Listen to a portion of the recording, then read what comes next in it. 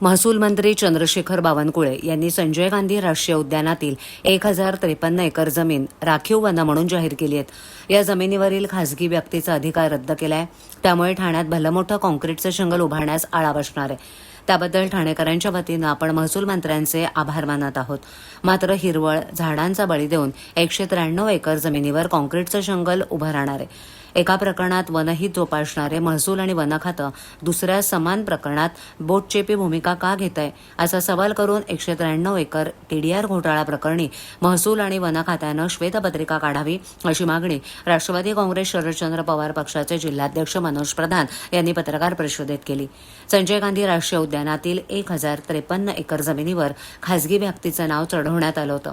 याबाबत कोकण विभागीय आयुक्तांनी दिलेला आदेश महसूल मंत्र्यांनी ग्राह्य धरला होता।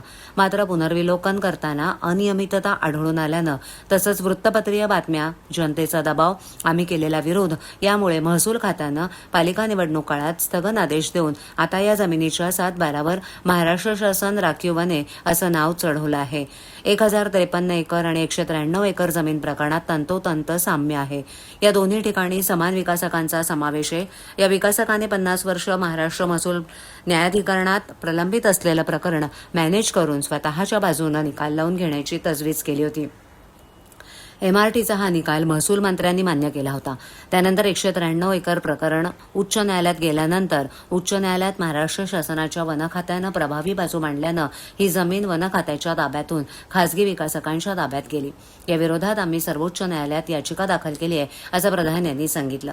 दरम्यान 193 एकर जमीन घोटाळ्यात वन खात्यानं अपेक्षित विरोधाची भूमिका घेतली नव्हती। तसंच उच्च न्यायालयात दिशाभूल करणारी माहिती सादर केल्यानं 193 एकरच्या भूखंडावर वन खात्याला पाणी सोडावं लागलं होतं। 193 एकर आणि 1053 एकर या दोन्ही प्रकरणातील कार्यपद्धती सारखीच असल्यानं 1053 एकर प्रकरणी विरोधक उच्च न्यायालयात गेलेत। तिथे वन खात्यानं प्रभावी बाजू मांडावी। या प्रकरणावर आम्ही लक्ष ठेवून असणार आहोत असंही प्रधान यावेळेला म्हणाले।